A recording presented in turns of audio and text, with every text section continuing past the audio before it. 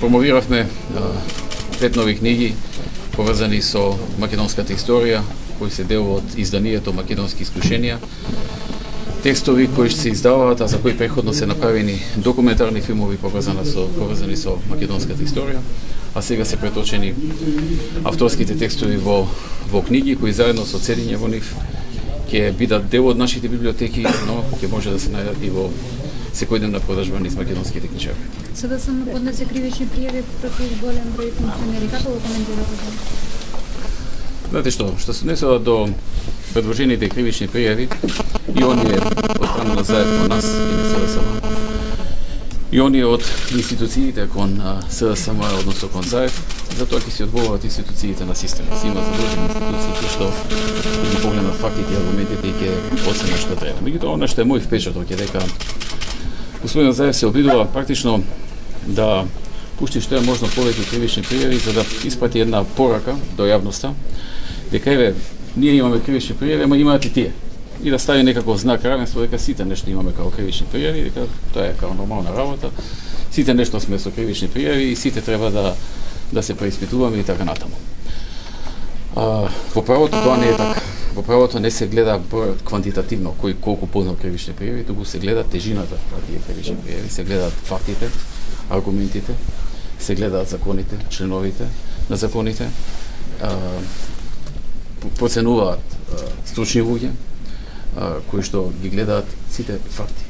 Така што таа теорија дека ајде што повеќе ќе се пуштиме еден друг кривични пријави, па во јавноста во лицето на луѓето ќе изгледаме сите исто, нема да промене кај граѓаните. Гледам дека тоа релативизирање го прави и тука, но го прави и во оние негови изјави од типот дека не е важно кој снимал, дали снимал Заев или снимал некој друг. Како што тргнал, нема да ми изненади наскоро да каже дека се шала дека јас и Сашо Мјалков сме снимале, тоа што го тврдеше тој. Така што секојдневно ги менува изјавите, секојдневно релативизира работи што преходно ги кажал. Едноставно нема стабилност во она во кое што настапува, со кое што настапува. Постојано менува и граѓаните тоа го гледаат и мислам дека ќе најде на осуда и нема да најде на прифаќање она што го прави господин Заев. Премиере, во кои странски служби точно се сомневате вие? Двете страни се согласиле за меѓународно посредништво, односно од Европската унија. Дали е нешто конкретно договорено и кога можеме да очекуваме меѓународно посредништво? Зборам во контекст на Европската унија, вчерашната изјава на комесарот Хан. Вака, господин Хан и кога беше тука и во телефонски разговор пред некој ден, ми напомена дека се размислува да се испратат еден или неколку европратеници или нешто слично, кои што би биле олеснувачи во политичкиот диалог и еден човек кој што е правник, познат правник со кредибилитет, кој што би го наблюдувал процесот во судот. Јас му кажав дека што се однесува до мене како премиер, што се однесува до владата, ние нема да имаме против, напротив, не еден, 11 нека брата така сад. Затоа што фактите и аргументите ми се добро познати и кој да дојде, што и да види, ќе се увери во тоа што е вистината и во тоа што го презентиравме на македонската јавност. Не е еден. 11 или 111 да испратат, ние ќе ги прифатиме, нека гледаат, нека наблюдуваат, нека слушаат, нека толкуваат. Премиере, дали ќе може ваш коментар за проектот за доделување по 3000 евра за започнување на собствен бизнис? За овој проект за започнување на собствен бизнис, доделување на грантови од 3250 евра, веќе е објавен конкурсот и тој завршува на 10 март. Овој конкурс, овој јавен повик до сите невработени, предвидува доделување грантови 3000 евра за опрема и репроматеријали за отпочнување на бизнис и 250 евра за бизнис план и за сметководствени работи поврзани со отворање на фирма.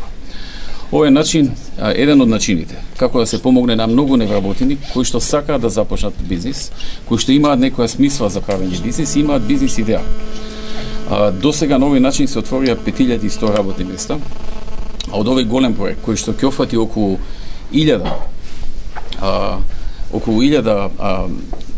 луѓе кои што ќе добијат ваков грант, се очекува тој број значително да се зголеми.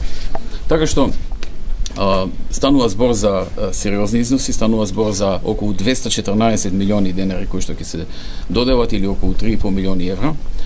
И оваа прилика е користам да ги повикам сите невработени кои имаат некоја разработена во главата бизнис идеја или пак ставена на хартија како бизнис план, да го достават. Предност ќе имаат оние кои што ќе имаат најдобар бизнис план, кои што бизнис план укажува дека фирмата ќе има побрз раст, оние кои што имаат иновативни идеи и оние кои што ќе бидат во можност да вработат барем уште еден заедно со нив.